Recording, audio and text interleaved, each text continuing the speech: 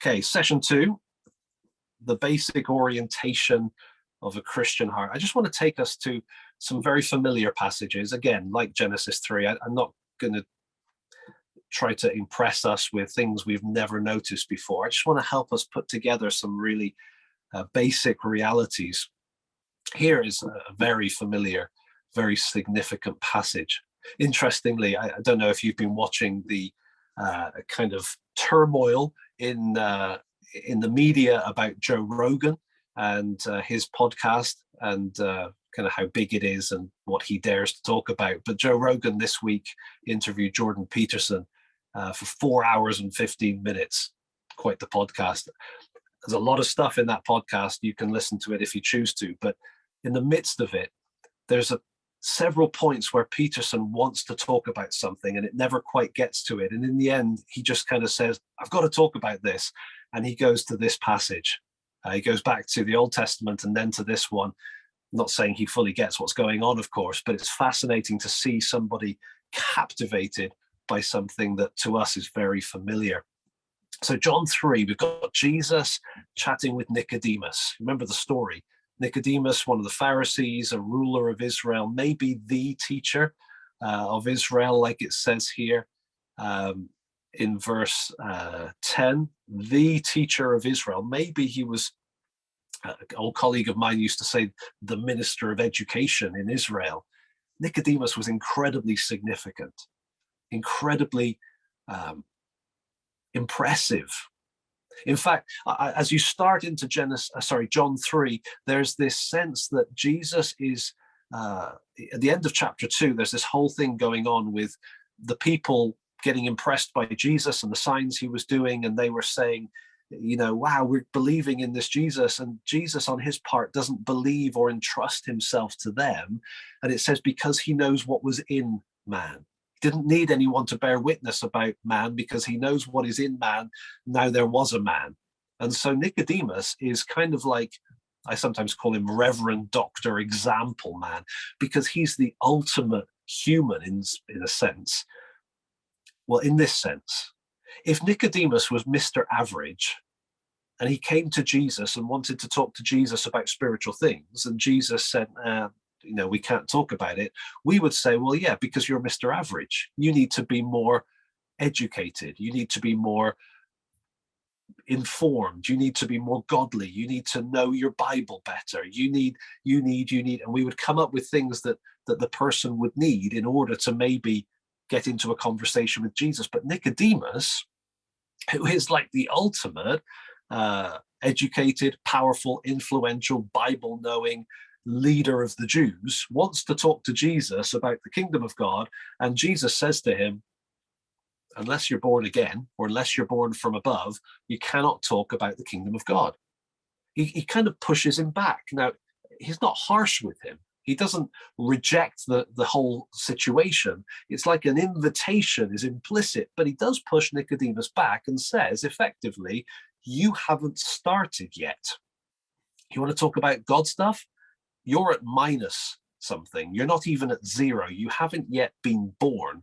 And Nicodemus would be like, what are you talking about? If anyone knows anything about God, it's me. And so you get this whole fascinating conversation back and forth where Jesus is saying to Nicodemus, no, we're not talking about normal categories. I'm talking about spirit, right? Spirit gives birth to spirit. And there's no life of the spirit in you. Implication back in Genesis 3, when the sin entered and death became our existence, that death was the lack of the Spirit of God. The bond between God and humanity was gone. And Nicodemus is like a classic Reverend Dr. Example Man of, wow, there's nothing we can do, right? There's nothing that qualifies us to be in connection, in relationship with Jesus or in conversation about the kingdom of God. In effect, what Jesus is saying is, look, I know what's in a man.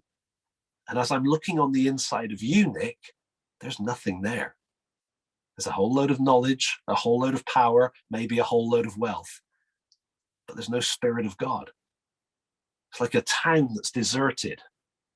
There's no life there whatsoever. You're dead on the inside. That's the implication of the first 8 verses. And so from verse 9 onwards, Nicodemus said, how can these things be? Or to put it another way, how then do I get what you're talking about? How can I access this life that you're describing, from above kind of a life? And we're not going to go through this whole passage, but I want us to notice here from verse 14, as Moses lifted up the serpent in the wilderness, so must the Son of Man be lifted up. You remember the story? There was the serpents that were biting people and they were dying, and they cried out to Moses and said, Moses, do something. He went to God, and God said, make a serpent of bronze.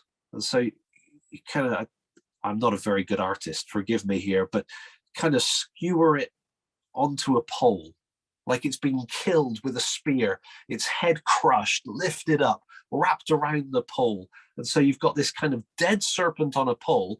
And he says, when you are bitten by a serpent, what do? You look at that serpent. And if you look, you live. And so if you try anything else, you die. That's the basic concept of the story in Numbers 21. If you look, you live. If you try, you die. If you try to suck out the poison, or to call a nurse, or to do first aid, or to start tying a belt around your arm, or running around screaming for a doctor, you're going to die. There's a serious situation. If you trust God's provision, you look and you live. And so you just picture the scene. Somebody gets the snake bite. They feel the pain, they look, and there's the 2 holes right there on their hand or whatever. In that moment, their decision is, do I try to save myself, or do I trust what God has said? And based on trust of God's word, they would simply fix the gaze of their entire being on that serpent on the pole. Someone comes along, hey, we're doing this thing, we're going to this place, we're having a party, do you want to be involved? No, I want to live.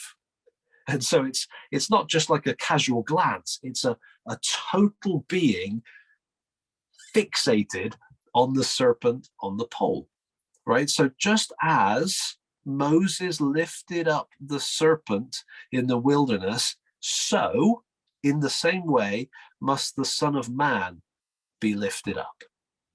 This is one of 3 places in John's Gospel where it talks about the Son of Man, of Jesus being lifted up. John 3, John 8, John 12, always talking about Jesus lifted up on the cross. Jesus, who knew no sin, becoming sin for us. Kind of the fulfillment of that image of the serpent, Genesis 3:15, head crushed, defeated, lifted up in victory. Here is the Son of Man taking on our sin and being lifted up, dead, on the cross, on a piece of wood, lifted up. Okay, so as Moses did that in the wilderness, so must the Son of Man be lifted up. Look at the 3rd phrase here, that whoever believes in him may have eternal life. Key word here is believes. What does it mean to believe? The same thing that they were doing back in the book of Numbers. They were fixing the gaze of their hearts. Their total being was fixated on God's provision. They didn't do anything. How did they save themselves from snake bite? They didn't. God saved them. And to show that they weren't doing anything, they didn't do anything, right? They fixed their gaze, they looked, and they lived. And Jesus is taking that example and saying, look, in the same way as the serpent was lifted up, picture the people in the wilderness just staring at that serpent to save them, or to be saved, I should say. In the same way, the Son of Man must be lifted up. So how does it work then? Well, just like those people are fixing their gaze on the serpent, so now we are invited to fix the gaze of our hearts. We are suffering from snake bite, right? We are dead in sin. If we try to do anything to save ourselves, we're done, right? Our future is already determined. But if we're going to be saved, we have to trust in God's provision. God's provision is Jesus lifted up on that cross. That's what it means to believe. It's to fix the gaze of our hearts on him. For God so loved the world that he gave his only son, that whoever believes in him should not perish, but have eternal life. So that's John 3. Very famous passage, the most famous verse in all of the Bible. And the thing that is setting it up is this concept here in verses 14 and 15. So there's John telling us, at its core, Christianity involves fixing the gaze of your heart on Jesus, trusting him, not trusting yourself in any way. Your gaze has to be fixed on him. Let's look at another passage. Oh, look at that. It was bigger and I didn't use it. Apologies for that. Let's look at another passage, Galatians 3. Now, Galatians, just switching gears here, Paul is writing to the Galatians. He's been there, started the church, got back home to his sending church and discovered that some false teachers have come through, and the false teachers have kind of started to do some damage. They've been telling the people, oh, Paul's a good guy, but he's not a full apostle. We represent the big boys in Jerusalem. Paul's just a little late comer, he's not the real deal. And his message, Paul's message is good as far as it goes. It just doesn't go far enough. Paul's message of grace, grace, grace is lovely, and we understand why you've enjoyed it so much. But if you want to be truly spiritual, if you want to be a good Christian, then you need to get back to the message we've got, which is the message from the apostles in Jerusalem, although not if you read Galatians, but that's the false teacher's view. We've got the real deal, and the real deal is that you need the law, right? You need the law. You need to be keeping the law, focusing on the law, behaving yourselves in order to grow. So Paul writes this letter to the Galatians, and it's fierce, right? It's his most, I don't know how to put it. It's his most extravagantly strong letter. The strongest statement in all of Paul's writings comes in Galatians. I'm not even going to mention it because you don't know who's listening, right? It's a really strong letter. And I think this passage here at the start of Galatians 3 is absolutely critical for us. It reinforces what we've seen in John 3. It's a passage that should shape every single one of us as Christians. He says, "Oh, foolish Galatians." He's not being rude. He's trying to wake them up, right? "Who has bewitched you?" Right? Who has kind of cast a spell on you? It was before your eyes that Jesus Christ was publicly portrayed as crucified. I love that kind of concept there. It's like he's, a billboard, like a massive poster, not just a little poster, like a massive on the side of a building, kind of an advertising poster. Think of the biggest one you've ever seen. In my mind, there's one near Portland. I used to drive down I-84 and I'd see it on the right-hand side, just the size of a building. It was huge. He's using that kind of an image, and he's saying, look, it was before your eyes that Jesus Christ was publicly portrayed, placarded as crucified. What he's saying is, when I came to your church, or when I established your church, my preaching, with my words, painted a picture of Jesus on the cross. That's what I did. So that your eyes were drawn to this love, this sacrifice, this thing that God has done for you. Jesus was publicly portrayed as crucified. That was the whole deal. And he says, okay, so in light of that, let me ask you this. Did you receive the Spirit by works of the law or by hearing with faith? The answer, of course, is hearing with faith. We didn't receive the Spirit because we earned it, right? If you think we earned it, we've got to talk basics of Christianity. No, we receive the Spirit. We become a follower of Jesus. We are brought into the body of Christ by faith. It's by that gaze of our hearts on Jesus on the cross. It's not looking at ourselves and trying to work it up. And then he says this, are you so foolish? Having begun by the Spirit, are you now being perfected by the flesh? The word for perfected there is the same idea as matured, completed. Are you now going to mature and grow as a Christian by the work of your flesh? The obvious implication is, of course not. Don't be crazy. You don't become a better Christian by putting the law back in where grace has taken care of the situation. And so at the end of chapter 2, when Paul is laying out his main idea of the letter, you can trace it through that last paragraph of chapter 2. He talks about justification, justified, justified, justified, something like 4 times. And then the key word shifts to live, live, live, live. Think about Galatians 2:20. I've been crucified with Christ, and I no longer live, but Christ lives in me. And the life I now live in the flesh, I live how? By striving and trying and focusing on my own behavior? No, I live by faith in the Son of God who loved me and gave himself for me. Galatians 2:20 is reinforcing the point. We get saved by looking to Jesus, right? We fixed our gaze on the one who gave himself for us. Don't think you get saved by faith, you grow by effort. That's a massive mistake that has plagued the church for the last 2,000 years. And it's probably been a part of your church history and mine. This tendency to think that once we place our trust in Jesus, the onus comes back onto us to try hard and to strive to be what he wants us to be. Paul's saying, no, don't be crazy. Keep your eyes fixed on Jesus. You got in by faith, you'll grow up by faith. Like he says in Romans, it's by faith from first to last. One more passage just to reinforce this. Very briefly here, 1 Corinthians 2, when Paul is talking to the church at Corinth. And he's describing the foolishness of God. And he's saying, look, yeah, the message that I'm preaching might be criticized as foolish, as weak from a human perspective. But hey, let's just recognize that you yourselves are kind of foolish and weak. You're not impressive. Not many of you were noble. Not many of you were, the elite. And that's the end of chapter 1. He talks about himself. I'm nothing special. And he talks about his message. My message, nothing special. And so here we got this paragraph about the message. He says, when I came to you, I did not come proclaiming to you the testimony of God with lofty speech or wisdom. I decided to know nothing among you except Jesus Christ and him crucified. I was with you in weakness, in fear, and much trembling.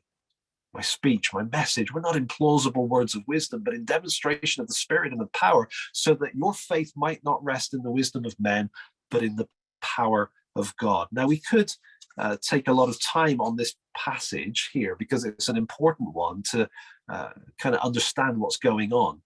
He's not saying that he never spoke with any rhetorical devices or he was not a good speaker. We know from the book of Acts that Paul was a good speaker. We know from his epistles that he would use elements of rhetoric. But here he is specifically distinguishing what he did from the kind of oratory of his day where it was about controlling the outcome. If you want to trace that, Dwayne Litfin, Litfin, has got a book a few years ago that came out about this passage.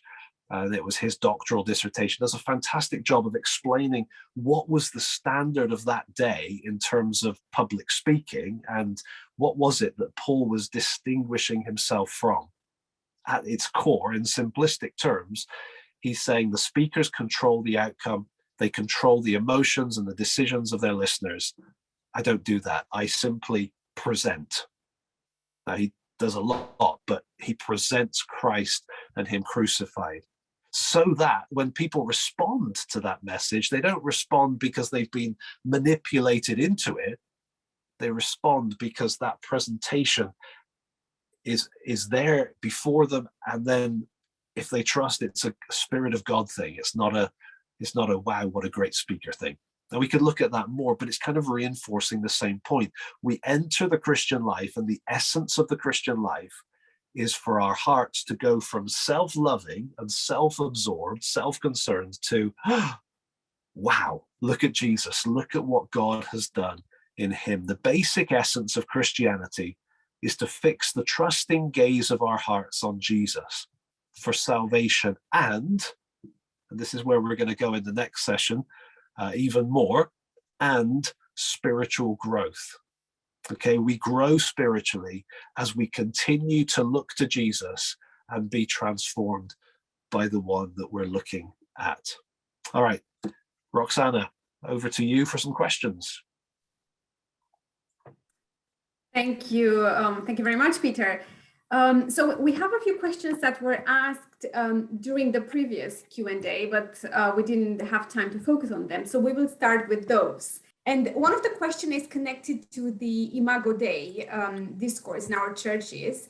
And it says, how would you comment on the fact that human beings are beautifully created after God's image, and yet they are so different from him? Yeah, I think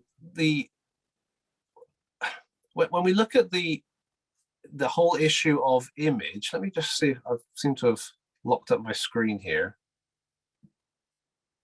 Can I get rid of that? I'm not sure. Anyway, I'll carry on.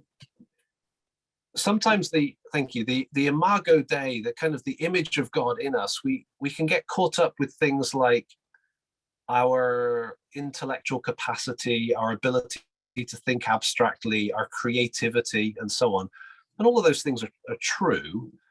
But it seems to me that when you look at the passage, Genesis 1, 26, 27, in its context, where that's coming from, that the whole concept of we are the pinnacle of God's creation, it's framed in the context of a relational Trinitarian kind of language.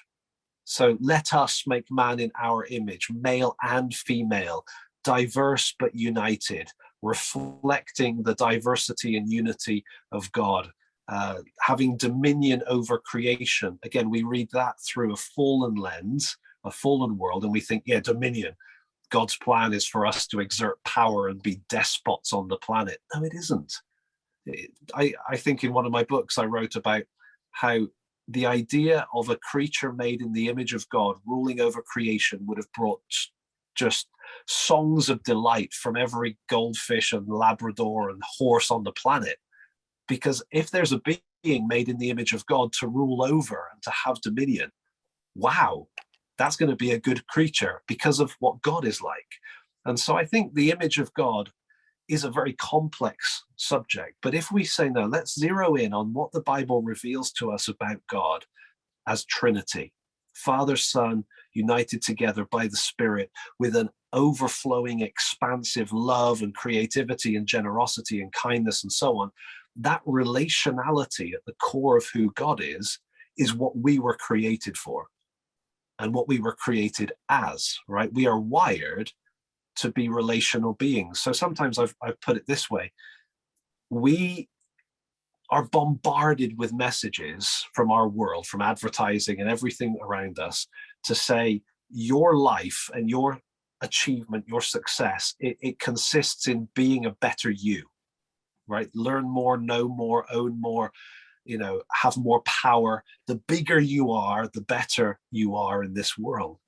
And yet we all know from experience, and it just resonates somewhere deep within us, that our greatest joys and our greatest sorrows always come in the context of relationships. Right? There's no car that we can own that can do to our heart what watching our first child emerge into the world will do to our heart. And there's no car we can crash that comes anywhere near to the pain of crashing a marriage. Okay, so we're created in the image of a God who's profoundly relational, and we've corrupted that by the fall. And that's why we end up thinking about our abstract thinking as if it's like the ultimate indicator of godliness. I think we've got to get back to the Trinity as our view of God in order to then understand what it means to be made in his image. Thank you. And another question is, how are virtues distinct from spiritual fruits? If we are not to celebrate virtues as human distinctions, how should we react to the recognition of spiritual fruit?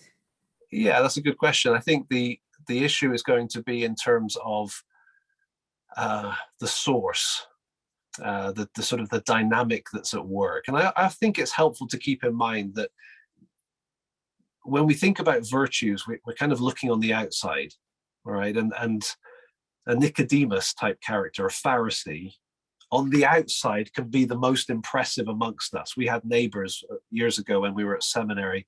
We had some neighbors who were Mormons, and on the outside they were impressive. Like, they're the best neighbors you could possibly have. We would make them some, plate of cookies. I say we, it's all my wife. She would make a plate of cookies, and 2 hours later the plate would come back with some chocolate cakes on it or something. And it was like, we couldn't out nice them. They were amazing neighbors. But you can be perfect on the outside without having reality on the inside. And the Pharisees are the great example of that. And so, yeah, the fruit of the Spirit, love, joy, peace, patience, kindness, goodness, gentleness, faithfulness, self-control, those things are flowing out because of a dynamic that exists relationally within.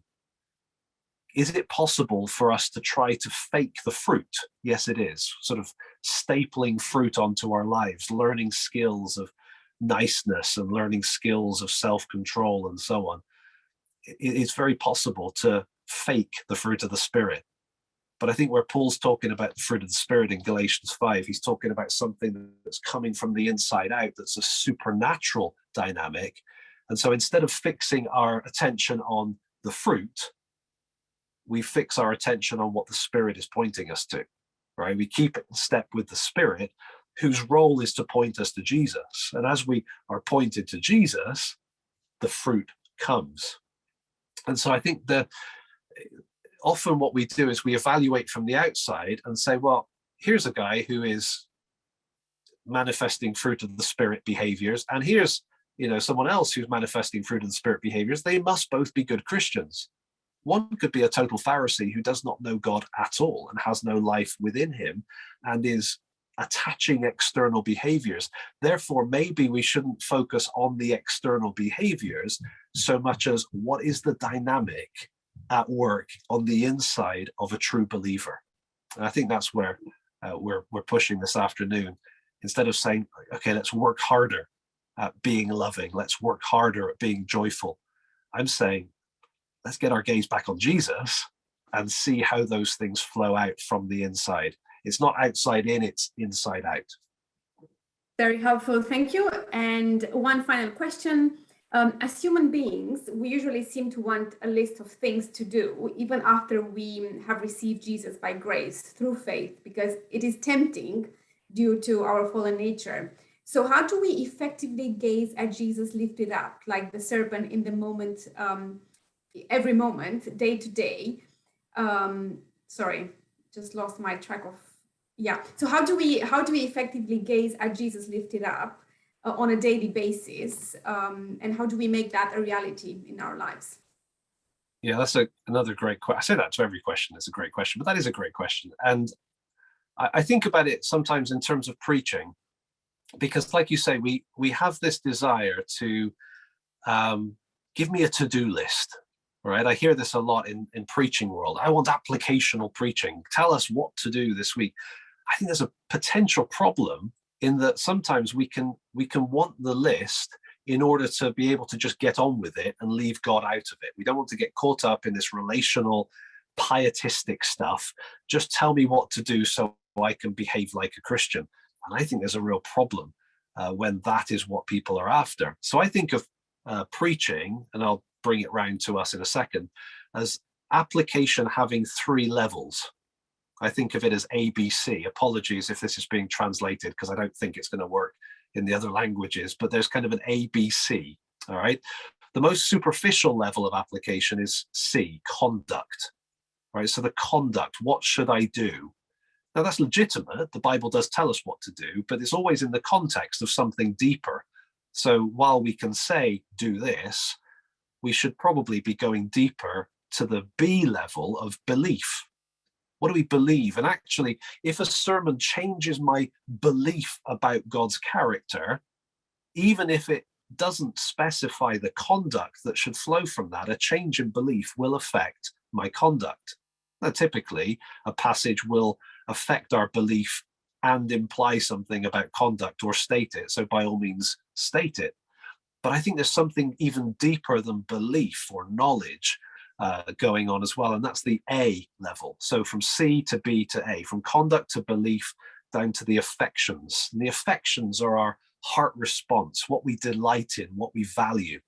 And so as we're preaching to others, we don't just preach, do this, nor do we just preach, believe this so that you'll do this. We can preach a passage and say, look at this. And it's that invitational, oh, wow, look at God's heart, look at God's character, look at the person of Jesus, look at the plan of God. Whatever is appropriate to the passage we're in, we're sort of inviting people to respond from the heart by desiring it to be true, by delighting in the reality of it. And when a heart is captivated and delighted, that will affect thinking and belief. It will affect conduct. It will bring transformation. That's preaching. So in our preaching, let's look for how a passage is really targeting the affections, not just belief or even especially just conduct. Take it from preaching into our conversation with each other or even our conversation with ourselves. Same thing applies. Look at this passage. Whoa, isn't God cool? Look at God's heart here. Look at the way Jesus deals with this woman at the well. Isn't that beautiful? Dwell on it in the way we converse or the way we speak to ourselves, so that instead of scouring the Bible looking for instructions all the time, we can look at it and say, this is primarily revealing a person to me. How am I going to respond to this person? Okay, so let that be true in our own self-talk, if you like, also in our conversation with one another and in our preaching, in our ministry. Focus on the person that's revealed so that people can respond to him rather than just focusing on conduct so that people can turn their gaze back on themselves.